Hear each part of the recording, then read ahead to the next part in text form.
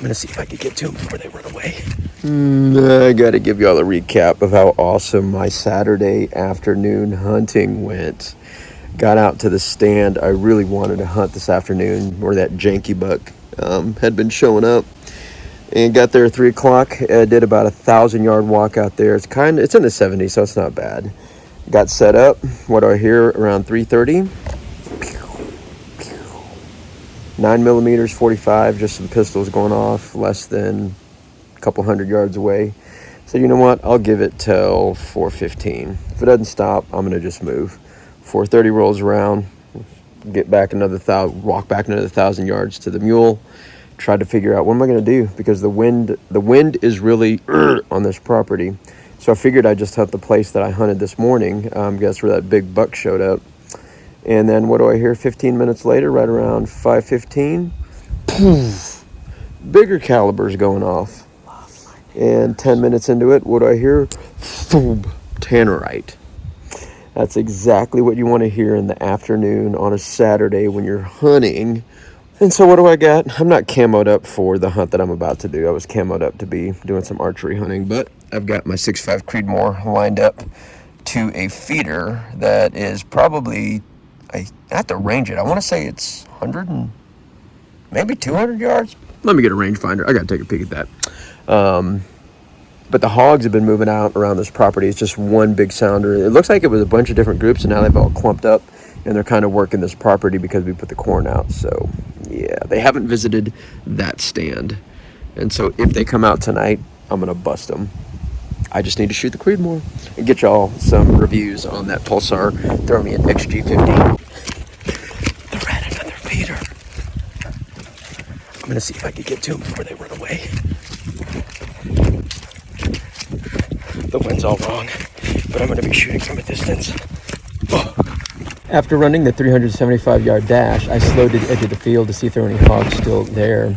As soon as I glanced at heat signature for my Pulsar Axion XM30, I quickly dropped it and swapped over to my 6.5 Creedmoor. At first, it looked like the hogs were spooked, but they were just aggressively feeding. Pay attention to the foliage of the foreground. You could see that the winds were blowing right towards them. At a distance of 125 yards, even through this high grass, I was busted. I waited to see if any hogs would get greedy.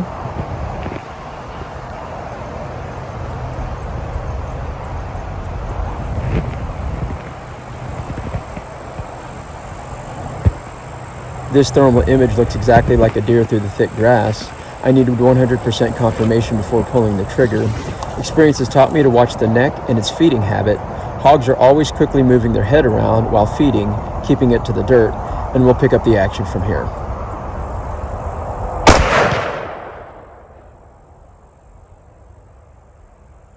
Good thud. It's a nice beefy sow. Right where to put it. Busted the spine for sure. Love this hog drag. Sow's a lot bigger than I realized. When y'all check out her tail, somebody nubbed it off there. Really cool color, both black and tan. That tannish color there. Here's the entry wound. Just above the shoulder, definitely nipped the spine. I could tell you just by experience, that's what's happening there. But what's surprising to me is it didn't look like I was taking a quartering away shot. So I'm wondering if the bullet bounced off of the spine because it exited right in her melon. Look at that exit wound, man. That thing is massive. Big sow down. The Hammer 124 grain hunter bullet absolutely trucked this hog. Listen to this thud.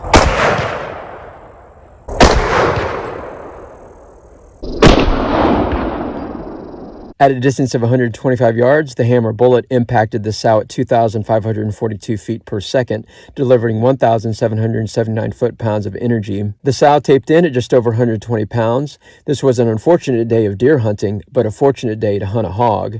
I came home to an unexpected package from Hammer Bullets. It looks like they've come up with a new design for the .264 caliber. I got quite a few videos to edit for the Pulsar Thermion XG50, so stay tuned for my next adventure.